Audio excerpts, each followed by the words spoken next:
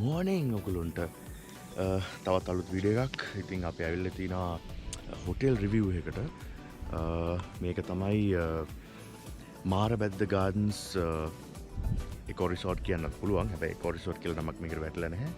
හැබැයි මේක එකෝම තමයි, එකෝ රිසෝට් එකම තමයි. ඉතින් ගොඩක් තැන් තියෙනවා විසිට් කරන්න. ලස්සන හොටෙල් එකක්.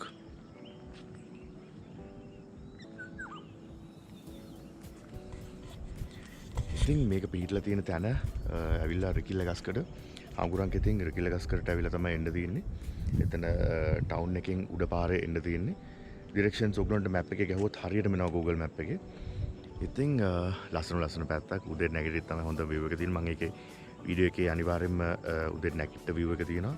සහ ටයිම් රැප් එකකුත් මම රෙකෝඩ් කරගත්තා. ලස්සනයි, මාරම ලස්සනයි. ඉතින් මේකේ සුන්දරත්වය තව ගොඩක් තියෙනවා පෙන්වන්න ඔයගොල්ලොත් එක්ක ෂෙයා කරන්න. ඒ ටිකත් එක්ක හම්බෙමු ඉතින්. ඉතින් මේ ඔයගොල්ලෝ දකින්නේ ඊට කලින් දවසේ ෆුටේජ් එකක්.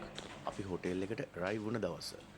ඉතින් අපි බලමු හොටෙල් රූම් එක ඇතුලේ මොන වගේ දේවල්ද අපිට කැප්චර් කරගන්න තියෙන්නේ. මොන වගේ ෆැසිලිටිස් අපි රූම් එකට ඔෆර් කරලා තියෙන්නේ කියලා.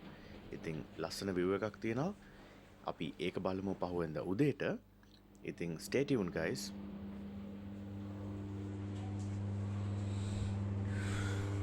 washroom එක rain shower එකක් තියෙනවා.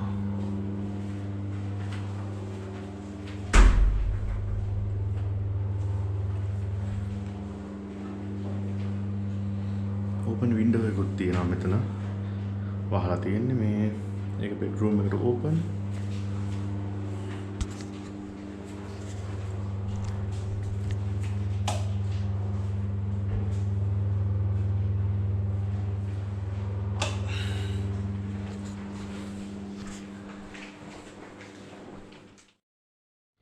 ඕකේ ඩිනර් වලට තියෙනවා පම්කින් සුප් එකක් තියෙනවා. මේ ඊච් ඉන්න හැමෝන්ටම ඊච් මීල් තමයි ගෙල්ලා තියෙන්නේ.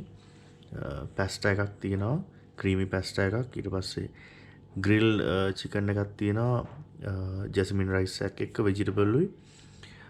චොප්ස් එකක් වෙනම තියෙනවා, ඩිනර් බන්ස් තියෙනවා. තව සීෆුඩ් රයිස් එකක් තියෙනවා, චිලි පේස් තියෙනවා, එගයක් එක නිකන් නාසි එකක් වගේ තියෙන්නේ. ෆෘට්ස් තියෙනවා, ඊට පස්සේ ස්ට්‍රෝබෙරි පුඩින් එකක් තියෙනවා, චොක්ලට් මූස්, ඩිනර් බන්ස් වලට බටර් තියෙනවා. ඒ ටික තමයි තියෙන්නේ. බුෆේ නෑ. හෙට උදේට බ්‍රෙක්ෆාස්ට් එක මේ විදිහටම තමයි සෙපරේට්. ඒ වුණාට ලන්ච් එක ගොඩක් දුරට කියනවා වෙයි කියලා බුෆේ එකක්. බලමු අපි මොකද්ද වෙන්නේ කියලා.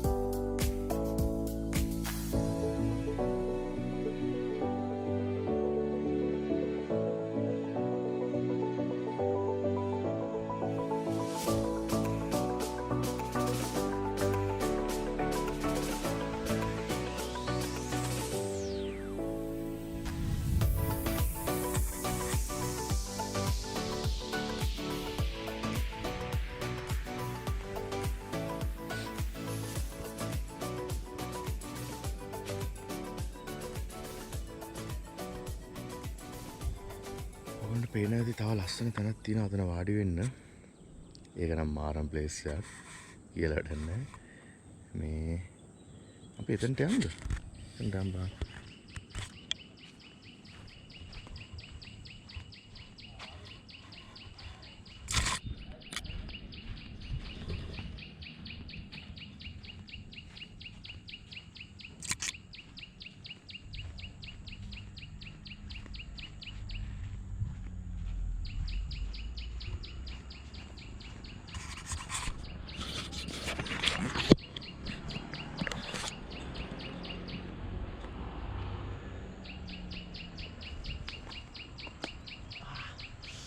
සීතලයි.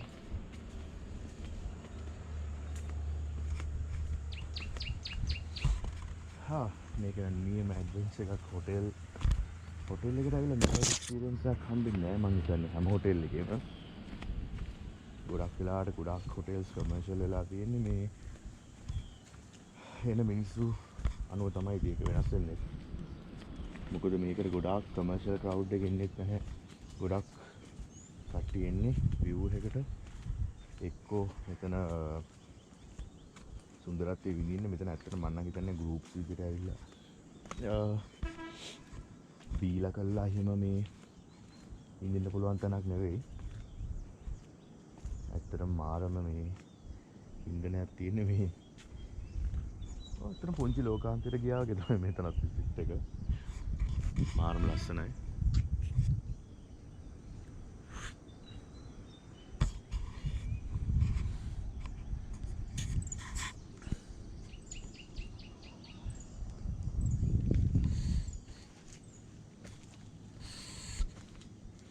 මෙතන වාඩි වෙන්න හදලා තියෙනවා තැනක්. මේ ගෲප්ස් විදිහට ෆොටෝස් එහෙම ගන්න දිගටම view එකේ ඉඳන් ෆොටෝස් ගන්න පුළුවන්. මෙතන පොඩි ඩයිනින් ටේබල් එකක් වගේ තියෙනවා 4 දෙනෙක්ට. මේ හොටෙල් එකෙන් මේ පල්ලෙහා තමයි මේ තියෙන උඩ හොටෙල් එක.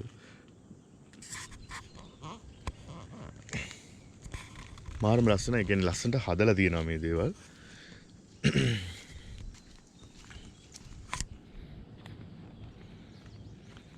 හොඳ හැක් තියෙන කෙනෙක් ඉඳලා තියෙන්නේ මේ. මොකද මේ වගේ දෙයක් හදනවා කියන්නේත් මේ තියෙන නේචර් එකත් ඩැමේජ් කරන්නේ නැතුව හදනවා කියන්නේ ලේසි පහසු දෙයක් නෙවෙයි.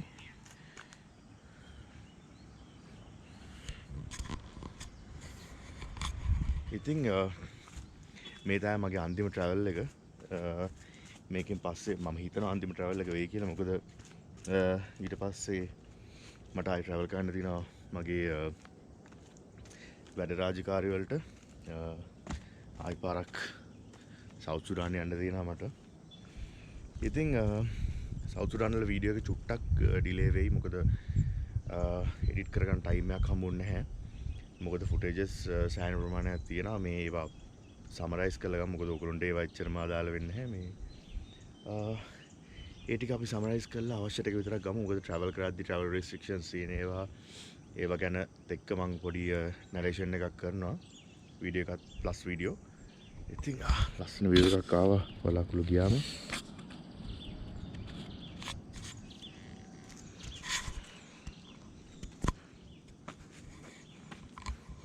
ඉතින් මේ වීඩියෝ එකට කලින් ඔයගොල්ලෝ බලන්න නැති මගේ මන්දාරම් නුවර එක. ඒකටත් අනිවාර්යෙන්ම යන්න වීඩියෝ එක බලන්න. ලයික් එකක් දාන්න, ෂෙයා එකක් දෙන්න. මොනාරි කමෙන්ට් එකක් තියෙනවා නම් දාන්න. මොකද මේ පාර ටිකක් මට ටයිම් මදි ගොඩක් තැන් වල ට්‍රැවල් කරන්න. ඉතින් ට්‍රැවල් රෙස්ට්‍රික්ෂන්ස් උත් නැති නිසා තමයි අපි ඩිසයිඩ් කරේ යන්නත්. ඉතින් බලලා බලමු. ඉතින් යන්න තැනක් නැහැ.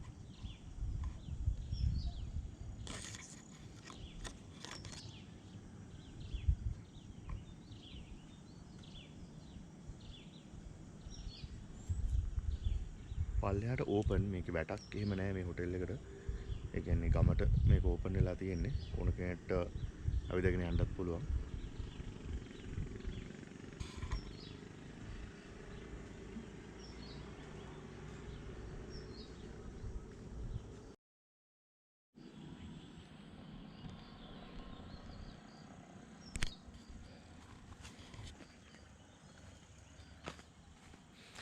මේකෙත් පොඩි පාරක් වගේ හැදලා තියෙනවා මේක ඕපන් වෙලා තියෙන අතන පල්ලෙහා පාරට ටිකක් දුර යන්න ඕනේ. මේ මම යන්නේ පොඩි බඩගින්නක් තියෙන නිසා මේ පැත්තට මන්දාරම් නුවර කියලා කියන්න පුළුවන්. ඇත්තට මේකෙත් පොඩි මන්දාරමක් තියෙනවා. ඉතින් අර අවුව පෑවුවට අවුව හරියටම වැටෙන්නේ නැහැ. කඳු වලින් වැහිලා ගස් වලින් වැහිලා. ඉතින් මේ රෑ නම් මාරම සීතලයි. මං හිතන්නේ ඉතින් ඕල්මෝස්ට් නුවරඑළිය ක්ලයිමේට් එකක් මෙහෙත් තියෙන්නේ. මේ මාරම සීතලක් තියෙන්නේ.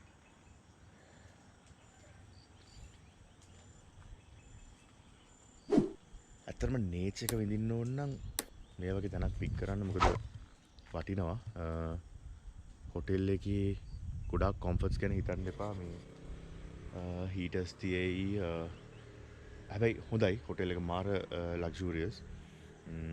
ඔයගොල්ලන්ට මම රූම් ටුවර් එකක් ගෙනිච්චානේ. ඉතින් රූම් ටුවර් එකකින් ඔයගොල්ලෝ අන්ඩර්ස්ටෑන්ඩ් වෙන්නේ නැති කොච්චර ෆැසිලිටිස් කොච්චර මට්ටමකට තියෙනවද කියලා, කොච්චර රේටින් එකක් දෙන්න පුළුවන්ද කියලා.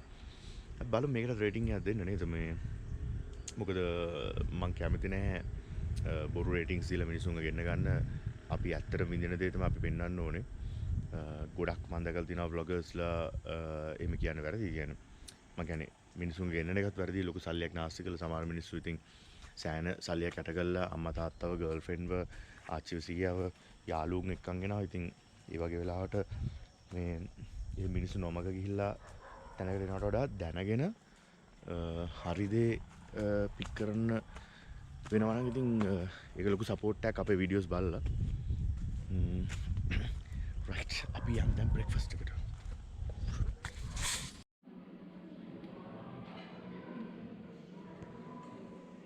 බ්‍රෙක්ෆාස්ට් එකට බ්‍රෙක්ෆාස්ට් එකේ තිබෙත් අපිට අලාකාට් මෙනු එකක්. ඉතින් එතනින් අපිට කැමති ටයිප් එකක් තෝරගන්න පුළුවන්. ඒක වෙස්ටර්න් සහ ශ්‍රී ලංකන් මෙනු එකක් තිබ්බා. අපිට ඉතින් ඒ දෙකම මික්ස් කරලා අපි ගත්තා. අපි තුන්දෙනා වෙනම ටයිප්ස් වලින් ගත්තා.